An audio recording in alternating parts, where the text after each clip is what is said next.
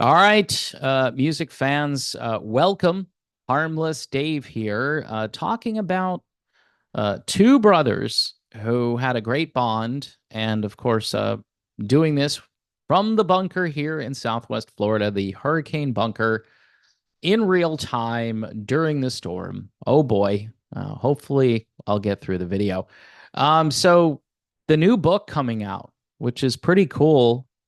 I'm thinking I might have to just do the audio version of the book now that there's an audio snippet out there, and it will save me a whole lot of time. It's narrated by Alex Van Halen, so that's really cool. He's not a naturally gifted speaker when you hear him talk, but his presence, his voice adds a layer of authenticity to it. And you can kind of feel that he's not just reading words, he's telling you exactly how he feels, which makes it even better. In a clip he titled Overture, Alex talks to and about his late brother and Van Halen bandmate Eddie Van Halen, saying, "Without my brother, I would not be. There would be no me without Eddie. There is a bond and an unconditional love very few people ever experience in their lifetime. Music was our heart and soul. That's what we did. That's what we loved. And that's what we enjoyed. And that's what we were good at. It's also the thing that made us as close as two brothers can be. We were connected in every way, genetically, artistically, financially, emotionally. And though neither of us stuck with Catholicism, that I didn't know, they were both originally Catholic. He says, I'm going to go ahead and say spiritually. Well, both of them, or I think, yeah, I'm going to say it. Both of them probably could have used a dose of faith throughout their career. I think it would have been a refreshing change from all the stuff that happened along the way. Alex shares that Eddie was more introverted, more impressionable, and more sensitive, noting that sensitivity made Eddie a brilliant musician. There is only one Edward Van Halen. And since you've been gone, I catch myself talking to you. That's why it says here at the beginning that he'd be talking to Ed, yelling at you in my head or sometimes out loud. I still have trouble believing you're gone, and probably for me, you never will be. Outliving his brother, that just wasn't the plan, he concludes. As the older brother, I was supposed to die first. Same as always, Ed, butting in line. Basically saying that Ed did things first, and thus he cut the line to the end, which is kind of sad, but that's apparently how it worked out. Brothers, by the way, is due out October 22nd. The audiobook features the song Unfinished, which was written by both Ed and Alex and described as the last piece of music they wrote together, which is really cool. What's sad again, though, there are a lot of unfinished works from both the Hagar era and the Roth era. There might even be some from the Sharon era. I don't know. It's just there is music out there that's on the cutting room floor, and that's been confirmed by Wolfgang and Sammy and Michael Anthony. And will we ever hear that music? The way things have been done thus far, probably not. I think if, again, you were looking for a real tribute to Eddie Van Halen, this is it. It's a book, it's not a concert. The Best of Both Worlds tour, which, or All Worlds, or I don't know, is it whatever? The tour that Sammy did with Michael Anthony over the summer, that was terrific. I was thinking that they would pay more attention to Eddie and talk about Eddie during the tour and work him into everything. But maybe because they didn't get any kind of blessing from Alex, that they decided to kind of go light on that and just be like Van Halen de facto. The fact that Alex sold all of his gear, his music gear, just really sad. All of this is sad, but here are two brothers that were very close, and Alex is kind of pouring out his heart. He doesn't have to do this, but He did it in book form, and he's narrating the audiobook. So good reason to get it. He's actually going to be going on a three-city book tour, which is really cool. I wish I lived near these places because I would probably try to go. October 21st in New York City, followed in New Jersey on October 22nd, and then in Los Angeles on October 24th.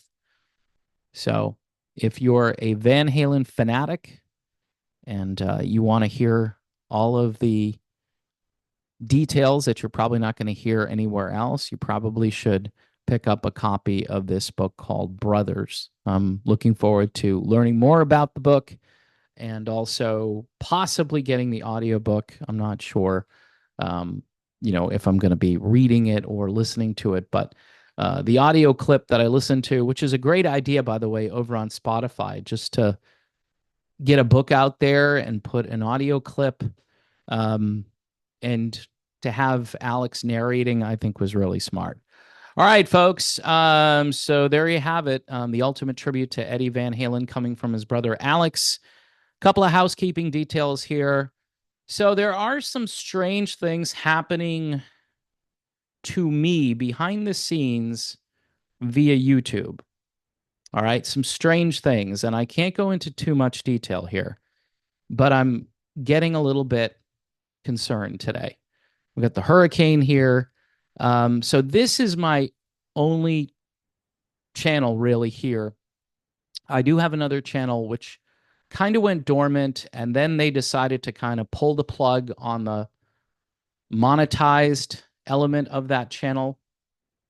And it was a little bit inexplicable, but they did what they did, and I accepted it. And at some point, I can reapply. And then they had another issue with another channel I had, which I hadn't really been using, and they just deleted the entire channel. So I'm getting just a little bit nervous. I don't think I'm breaking any rules over here, but when I talk to patrons about their issues with other channels that are mocking me or they're using my likeness, they're doing AI versions and all of that fun stuff,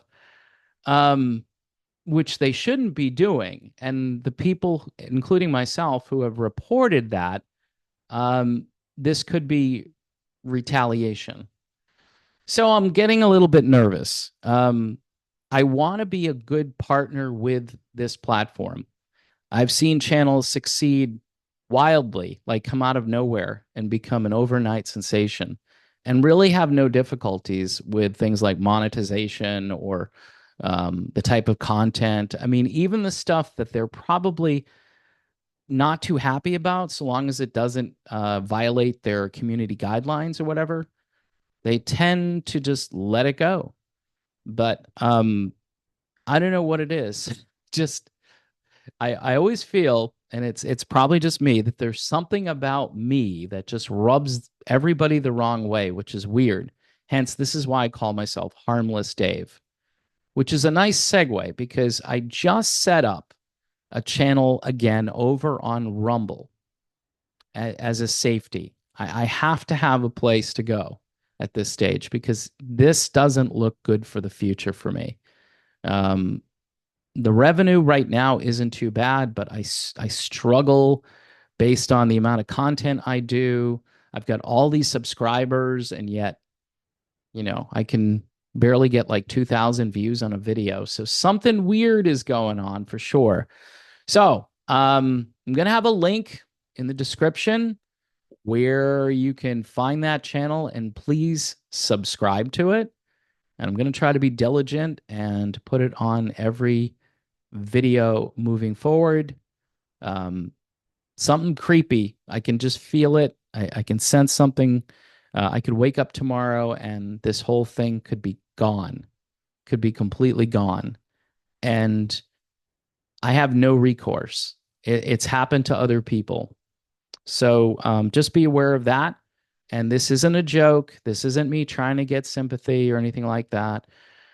I have great patrons and YouTube members and buy me a coffee people out there, which I'll continue to say, hey, if you can support I'll need that even more if I have to rebuild from the bottom up. But if that does happen and I can maintain some level of income, it'll be a relief.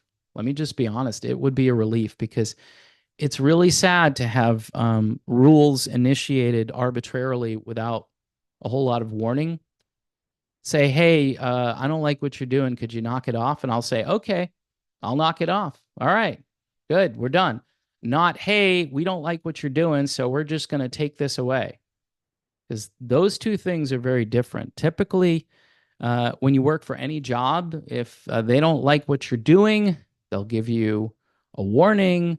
They'll write a review of what they don't like and ask you to try to improve in those areas. This is so different, and it's good and bad.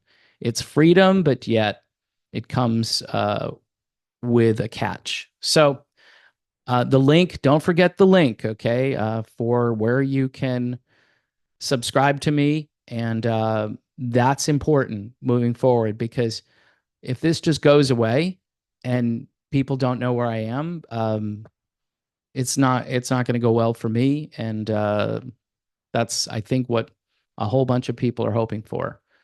So there you have it.